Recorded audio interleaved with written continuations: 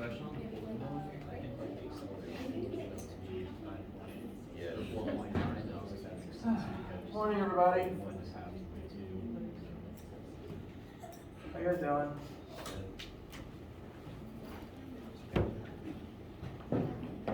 Happy Friday. I hope restful weekends are ahead. A couple of things I'd like to discuss. Grading test is going well. I will say that I won't have final scores for anyone for a little while because the way that I grade, I do first page for everybody and then second page for everybody. So yeah, basically I finish all of them at the same time. It works well for me, but it does mean that students all have to wait together until they're all done, unfortunately. You can ask any questions you want about it right now if you have any on the top of your head. But I do plan on giving them back to you guys and spending at least half, if not a whole lecture, talking about it, talking about things that I noticed about it, letting you guys ask questions about it, with my answers on the board too. So know that that is coming. You can still ask questions now if there's any pressing on your minds. I expect to be giving the tests back either Wednesday or Friday next week. That would be the 12th or the 14th. Note that there is not any class on the 10th or the 11th, so there's no lecture Monday, and there's just no lab at all next week. Friday, the 14th, is important because that's when midterm scores go out. So that means I'll definitely have the tests done by then because they need to be input and submitted by then. The test itself is not your midterm. It's the first test. It's factored into your total grade for the class, and so the midterm score that you'll get for this class is your total class average with that test factored in as the one test so far. Everything I'm looking at so far is looking fine for that. I see possibly worried faces in the crowd. Midterm is just a check-in. It's just to see how you're doing right now, because there's only so many times where your class average is put in front of you normally at the college level. So that's all it is. And either that Wednesday or that Friday, we'll give you the test back. Once you have it, you can keep it. It's your test. You can use it to study for the final. I recommend keeping it to study for the final. I will make sure to address any concerns you have about it before moving on to the next stuff. How do you guys feel? Mostly nodding. Good to see. My main goal for today is to begin chapter 5, just to go ahead and get started on it, because next week is, well, there's not really going to be all that much learning next week, since again, there's no lecture Monday, and one of the 2 remaining days will be taken up partially or wholly by the test being back. So I want to start chapter 5 while I can. My plan is, we'll start it today, we'll continue it next week, and we will conclude it during the week of the 17th to the 21st. And so I've currently slated the chapter 5 homework and quiz to be due on Monday the 24th. Because we should be done with 5 by then and moved on to 6. And it is Friday, so I really just want to start chapter 5 to get the main concepts we'll be looking at in your head. Namely, look at 2 different forms of energy that we'll be comparing next week and the week after. Bless you. And yeah, that's really all I've got for today. Questions or concerns before we get started? Can you take like 90 seconds on the first answer, the first question on the test about the laws? Oh, the laws of motion? Yeah, like yeah, those laws. Yes. I was trying to decode like those scenarios, and I don't know if I got it. All right. So I did rewrite the laws, use just a different way of saying them than was in the notes, mainly to grade for your ability to read it and understand it, more so than memorize them. The statements given are, actually, I should be able to just put the test file on screen.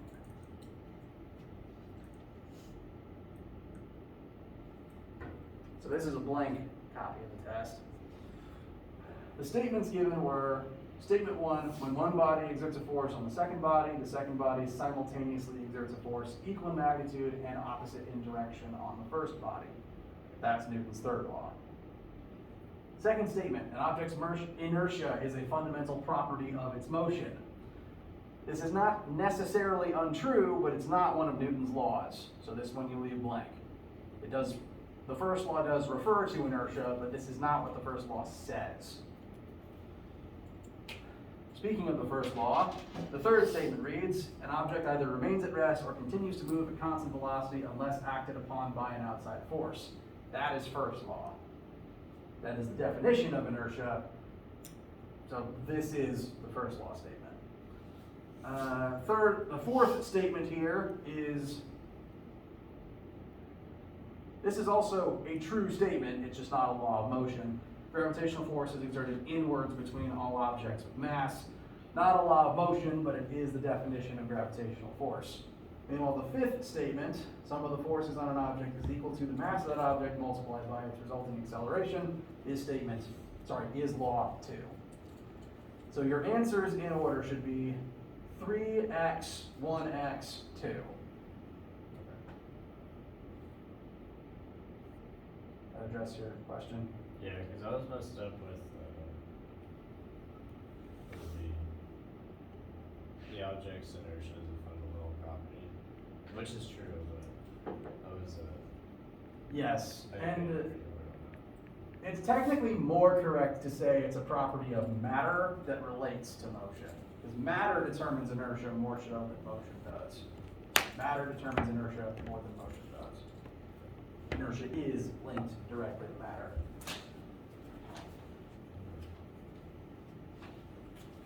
Now, I do, again, partial credit for everything. So as long as you mark 3 of these as laws of motion, you follow the rules, you've marked something, you'll get at least 3 points. As long as you pick 3 and you made good guesses, then you'll get most of the points for this question. And especially if you, most common mistake I'd see is labeling this as law 1. That's like the mistake I take the least amount of points off for.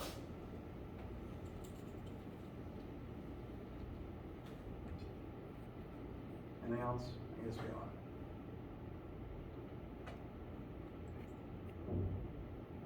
All right.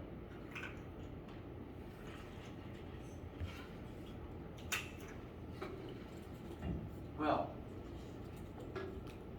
interrupt me at any time with any other questions or concerns you have. Otherwise, we're going to begin chapter 5 and just get through this introductory part of it relatively quickly. Chapter 5 is going to be about energy and 2 related concepts that utilize energy, these being work and power. Energy is the main focus, and kind of like force, it's going to be a major recurring thing for the entire semester. And it does spring off directly from force, because whenever you, as a being with muscles that eats food to survive, whenever you use force, you are burning up energy to do so. So they are related, as we will explore in the first formula in a minute. First though, since energy is kind of the backbone of what we're going to be talking about here, I want to attempt to define energy first. Unfortunately, that's very hard to do. Technically speaking, energy is weird, and you can't really describe it or observe it super well. Mankind's best observations about energy are what we've seen matter do when it has energy. Have you ever looked at something and said to yourself, that thing that I am seeing, that is energy itself? Have you ever seen energy itself? At least one person shaking their head no. You have not. The closest you've ever seen to energy itself is probably light, and that is still its own specific thing. All we really know about energy, the best definition of energy that physics can really provide is energy is something that matter can possess that allows matter to do stuff. You eat food to gain energy, and then you use that energy to do stuff. That can include glowing, in the case of both lightning and anime. That's like the closest you've ever come to seeing energy itself, I would suppose. Just light given off by things that possess energy. So is it purely just like physical? Energy? Yeah. Like if a molecule moves from point A to point B, like because it moved, that's just energy itself. It moved because it had kinetic energy or thermal energy that allowed it to move. And it keeps that energy until something takes it away. So energy is what allows anything to do something. It's still, like, the object is still made of matter, the energy it possesses is just what lets it move. And if you take that energy away, suddenly it stops. Like if it hits something, or if you, that's the main way. If something collides with it, that changes its energy level. Well, would you say like a lightning bolt moves? Because I mean, you know, like yes. The trick with lightning is determining what is moving, because on a physical level, lightning is what happens when electrons from the clouds move through air particles to enter the earth, usually via a tree or a lightning rod or an unfortunate golfer. What's physically moving is electrons, using basically the air as a circuit. And air is a real bad conductor, so it takes a lot of energy to make an actual lightning bolt for that reason. So physical electrons are moving, and as they move, they're literally bouncing between air molecules, and those collisions energize the air molecules. And when those air molecules have energy, they start moving around, and they flash turn into plasma and glow for half a second. So the light you see from lightning is energy given off by agitated air molecules that became agitated because electric current ran through them, which is technically the same thing that's happening in the light bulbs. Bless you. So it's purely just movement is how we can only see or measure energy. Yes, the only way humans can really detect energy is if something is doing something with it, if something is using it to move or to glow. That's the only way the human, well, okay, I'll say there's a third way humans can detect energy, and that's if you touch something and it feels hot. But that's still not really detecting energy itself, it's detecting the flow of energy in or out of your skin. Yeah. So, like, you can't tell how many joules it is, you just can tell youch. So okay, what about gravity? Because it's a wavelength. Gravity, like, the concept of gravity is itself a force. Forces can do work, and since forces can do work, they can transfer energy around. But gravity's kind of weird in that. Because didn't some like guys put something in space and then they tuned it really, really fine, and then they like barely measured gravity to prove that gravity's a wavelength? I forgot how the. Wait, what? Like with some guys at like IT university, they had an instrument and they tuned it really, really fine, and they put it in like in a vacuum tube, and then they figured they had a tool to measure it, and it barely like ticked on their measurement tool to figure that gravity was a wavelength. I think you're talking about gravity waves. Which gravity itself a wavelength? Gravity itself is not a wave, but there is such a thing as a gravity wave. Basically. Is that how gravity happens? No. No. Think of the universe as a river that is flowing and the surface is pretty much level all the time. Gravity is like a whirlpool in the river that is bending, compelling objects to move towards the center of something. Right. If you throw a big rock somewhere else in the river, that makes a ripple that will affect everything around it. The wave they were measuring was that ripple caused by a gravitational disturbance somewhere else. So gravity is not really a wave, it's part of a continuum that can have waves in it. Like the surface of the water. Okay. Gravity, space-time, and relativity are all very weird, and I'm happy to talk about them. It is a bit above this class. So gravity isn't energy, Gravity or is it energy? Gravity is a field that exerts force. That's the best way I can describe it. So it's a vessel that can transfer energy. It can manipulate energy because it just made something move. It does turn energy into the kinetic state. Okay. So it can affect energy as So you're kind of skipping ahead. You're asking very good questions about things that I will talk about, I promise. I'm glad you're like interested. It's hard to describe it in terms of things that relate to this class. right. So gravity is how energy can transfer, and then energy itself is just movement of particles, right? Is that Yes. That's basic about it. Well, energy itself is the thing that lets the particles move. It's the act of the particles moving. It's whatever lets the particles move. Okay. It's okay. The best I can describe it is that energy is kind of like the state of being alive. Living things have something about them that distinguishes them from rocks. And while they have that, they can do stuff with it, and then when they don't have it, they can't. Okay. So the movement is how we can measure it. Yes, movement is how we measure energy.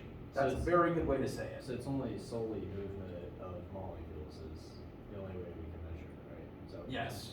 It's the best way we have to detect that energy is in something. But we can also throw in gravity in there. Gravity and energy are separate things, but gravity can affect energy because it can affect movement. But it's not energy itself. It is not energy itself. Gravity is caused by matter. Energy is a separate but related thing to matter. This is a very good thing. This is a very good discussion that I could spend probably hours talking about. But a lot of these questions are going kind of above what is needed of this class. I love this, but sadly there's other things I need to talk about. Fair enough. Sadly. So this stuff won't be on our test. Most of this conversation won't be. Okay. Sadly. Again, I like this No, I'm stuff. okay because I would get it wrong. So. What would be on your test is energy is something that matter can possess that allows it to do things. And we are going to measure energy in units of joules. Other units of energy you may have used in the past include calories. I believe that's what the bio and chem departments use most often. Joules is just a different unit, like the difference between meters and yards.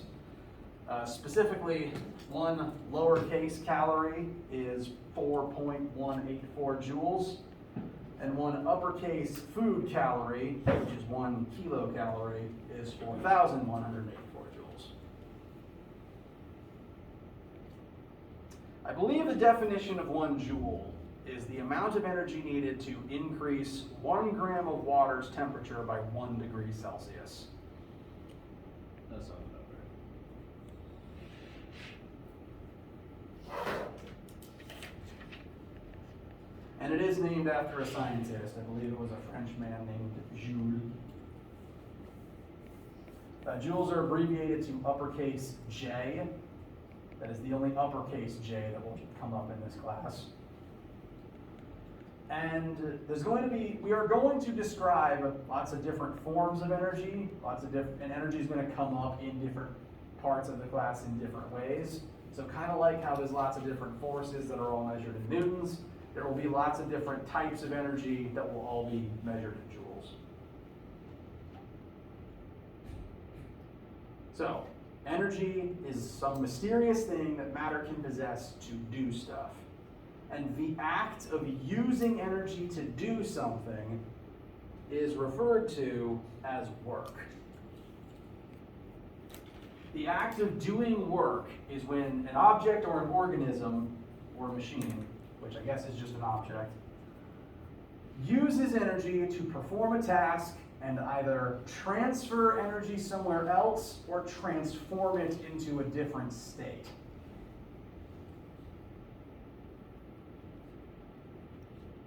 To use this formula here as an example, work is equal to force exerted times the displacement of the object you are pushing on. Anytime you exert a force on an object and that object moves, you are using energy to do work. Specifically, there's energy stored inside the human body from the food you eat. That energy allows my muscles to move. And when I do work upon this tape dispenser, I'm transferring energy from my muscles into it, and that's what allows it to move. So, the force I exert times the resulting displacement, say I push with 1 Newton of force and it slides 1 meter, those multiplied together tells you the work I accomplished, which is the amount of energy that I used and gave to the tape dispenser in that process. Anytime you move either a part of your body or move an object in your hand, any form of motion where force is powering it is technically doing work and therefore costs energy. This is why you need to continuously consume energy in order to stay alive, because every single thing your body does is using force to move something, be it moving your diaphragm to contract or expand your lungs, moving muscle fibers across each other to move your limbs, even just moving your eyelid. That's a force accompanied by a displacement. Therefore, your body does work and it uses energy. What does the suffix P stand for? Great question. That P stands for parallel. In order to accomplish work, in order for the energy you're burning to actually do something and to transfer into the intended recipient of the energy, the force you exert has to be parallel to the resulting displacement. So, say I take this chair and I'm dragging it behind me. I'm exerting a force this way, it is displacing this way. Those are parallel, those are in the same axis. So I'm actually accomplishing something. Let's actually put numbers to that. I push something across the floor. I exert 50 newtons of force and it slides 10 meters in the same direction. How much work do you do? 500. Sorry? Is it 500? It's 500. Not a trick question, I promise. 50 newtons of force times 10 newtons of parallel movement would be 500 joules of work. That's the work. That's the energy that I used up and also the energy that I give to the object that I was working on. Whenever you use energy, you don't have it anymore. It is transferred into whatever you were doing work on. That can be other objects, that could be a different part of your own body. Now, as all this is going on in the horizontal axis, this object still has a weight because it's happening on Earth. So we're pushing to the right, the object moves to the right. Meanwhile, there is still this force of gravity downwards of 100 newtons. Here. So since gravity is exerting a force on the object as it displaces 10 meters, how much work does gravity do in this situation? 98.1. No. It doesn't do any. Remember the formula. Back up. The work and the displacement have to be parallel to each other. So if gravity is down and displacement is to the right, those are not parallel. That means that the amount of force that's parallel to the displacement is 0. Or alternatively, the amount of displacement in the y-axis is also 0. So one way or the other, gravity does not accomplish anything here. So if you were pulling it, like pulling the chair up into the air, would gravity then affect it because it's on the same axis? Correct. When something is falling or if you are lifting it, then you are working either in tandem with gravity or against it. So that would just become part of your like force calculation. Correct. To lift something, you have to be exerting more work on it than gravity can, giving it more energy upwards than gravity takes away from it. Very good observation. We'll be talking more about that soon. So, in this situation, gravity does no work. This would be fairly similar to the situation where I am pushing as hard as I can against a big wall. I am exerting so much force right now. Am I doing any work? No, because the wall isn't going anywhere. I'm not accomplishing anything by the rules of this formula. Even if I'm using force and burning up energy, I'm not getting anything done. I'm not successfully transferring energy into the wall to make it move meaningfully, because it wouldn't be moving. Delta X is 0, work accomplished is 0. I'm just wasting my energy.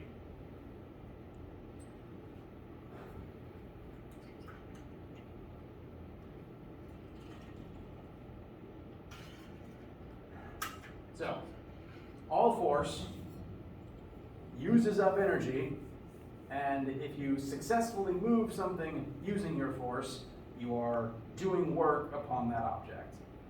I think I've made this joke already, but if someone asks you if you've done your work yet for today, you can do this and say, yes, I've done work.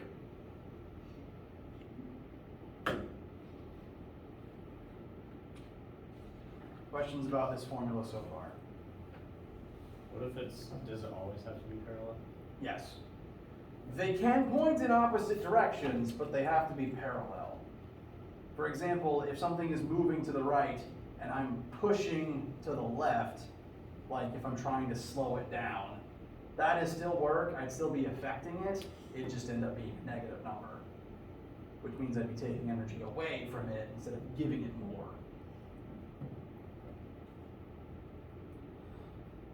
So this formula and the purpose of work as a whole is to either transfer energy from one object to another, again, if you're just using your muscles to push something, or sports. If I hit a baseball with a bat, I am transferring energy from my muscles through the bat into the ball. Now that ball has energy and hopefully rockets out over the stands. In addition to transferring energy, work can also transform energy, because there's lots of different states that energy can occupy. I've got a few of them listed here on the board.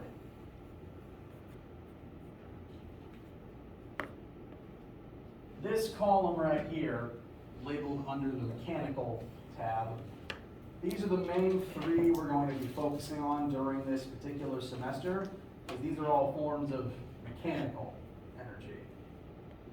Mechanical, the root word there, means of or referring to motion. So, since this class is about mechanics and motion and the things that cause motion, those are the types of energy we're going to focus on for the time being. If you take 1510, we'll expand the list to include a few more.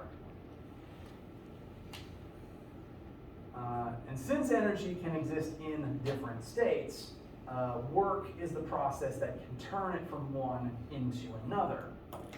As an example, let's say you work in a hydroelectric power plant. Water moves through the turbines. Since that water is moving, it has kinetic energy. But as it moves through the turbines, it exerts force on the turbines as the turbines move. So the water does work on the turbines, and that ultimately creates electrical energy that then gets stored in some way, shape, or form. Let's say that that electrical energy is then used to charge up a battery. A lot of batteries store energy in the form of chemical energy. There's chemical reactants in the battery that can react to give off an electron flow. So that's already 3 different forms that we transform between. Say that battery is then taken and later plugged into a personal heater, which turns it into thermal energy. Work is what is responsible for every single one of those transformations. Something does work to take the energy it has, give it to another object in a different form. It's still energy, still measured in joules, and most of the time you can use more work to turn it back.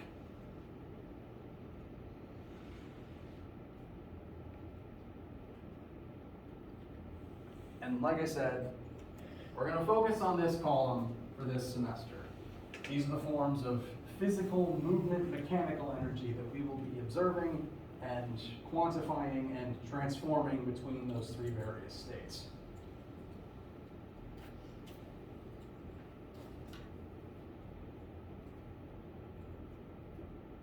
Okay, I'll give that a second.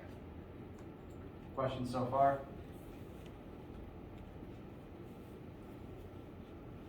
Okay.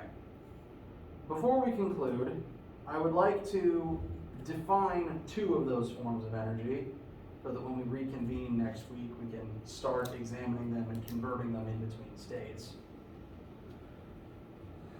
These are, the 2 that I'm about to describe are 2 of the forms of energy that are easiest to just notice around you on a day-to-day existence. First of them is kinetic. This is literally just the energy of movement.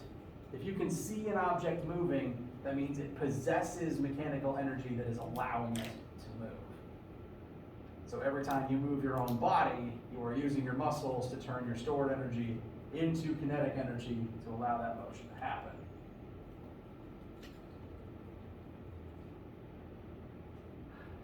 The formula for kinetic energy, the variable is Ke. There's not a better way to describe it, in my opinion, so it'll just be the 2 letters together.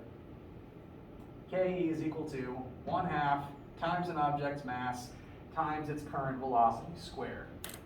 This tells us that the faster you want to make something go, the exponentially more kinetic energy it needs.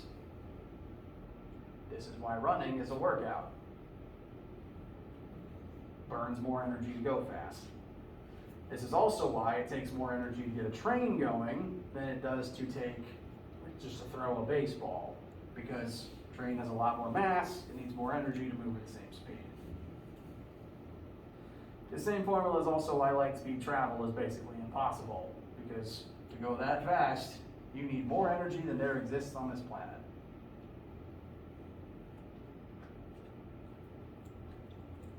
So, kinetic is motion. The second form that we will be comparing it to next week is called gravitational potential energy. And whereas kinetic is easy to wrap your head around because you can see stuff move, GPE is a little more abstract. The blanket term potential energy refers to any energy form that is stored for use later. You've dealt with forms of stored potential energy before because, again, your body stores chemical energy inside of itself to do stuff. You gain more stored energy by eating food. Batteries store energy in them for you to use later. Potential energy, the idea of potential and stored energy, shouldn't be that alien to you. The weird part of GPE is how that energy is stored. So it is stored energy. It's energy that is waiting to be released and used. But it's specifically energy that is stored in an object's ability to fall.